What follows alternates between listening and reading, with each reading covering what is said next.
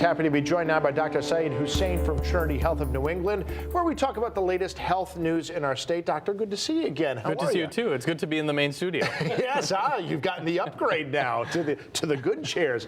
Usually around this time we talk about COVID. Want to do it just one more time, but really we're talking about it less because we're seeing less and less stringent measures. New York City is now ending its vaccine mandate for a lot of the municipal employees.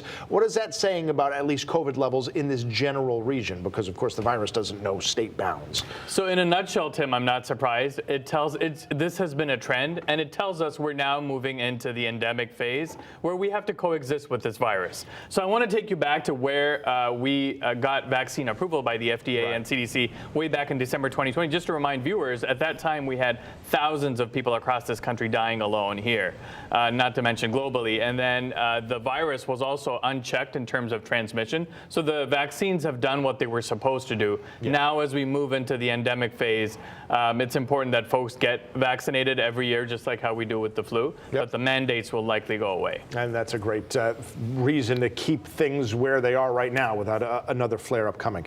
Moving on, there's a new study out of the United Kingdom that showed that eating ultra-processed foods is associated with a greater risk of developing cancers and dying from them, especially ovarian cancer. So let's talk a little bit more about that. First of all, what do they mean by ultra-processed foods? So these are industrial ingredients, Tim, such as food additives that are added on to either ice cream or hot dogs, burgers, French fries, canned goods to either increase their longevity or improve their flavor. And these have been now associated with a higher risk of cancer. This is a large study looking at close to 200,000 people, but it adds to a growing body of evidence that ultra-processed foods tend to increase the risk for all sorts of cancers. Do we know what the mechanism is yet, especially considering we've had a lot of studies that have reached the same conclusion? So additional research is needed. Most of these studies are observational studies, so there's an association but not a causation that can be proven. Right. So more research is definitely needed, but it does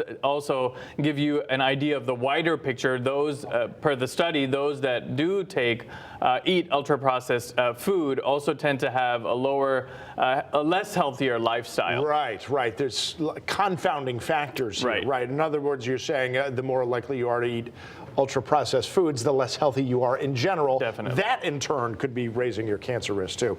All right, one more thing I wanted to get your opinion on. The CDC recently released new information saying that Black and Hispanic dialysis patients are at a greater risk of dangerous bloodstream infections. What's going on with that? Yeah, so this tells you some of the things that we've noticed during this pandemic, that some of our minority populations are disadvantaged because there's lack of access to primary care. Ultimately, this leads to uncontrolled medical problems such as hypertension and diabetes, which are among the leading causes for end-stage renal disease in the U.S. Yeah. And so it just goes on to show you, Tim, that there's a lot of work healthcare leaders we need to do in terms of removing some of these disparities in healthcare. And this is why you see a larger proportion of minorities that are impacted. Is it just a lack of access to the health care, or is it that and also a lack of quality health care? The quality of health care that they are getting when they get it is substandard. I would say it's mostly to do with access, and also, you know, the onus is on us as healthcare leaders to be able to provide education and do all sorts of outreach for these communities so that they have access to timely care and they don't end up in the hospital when it's too late.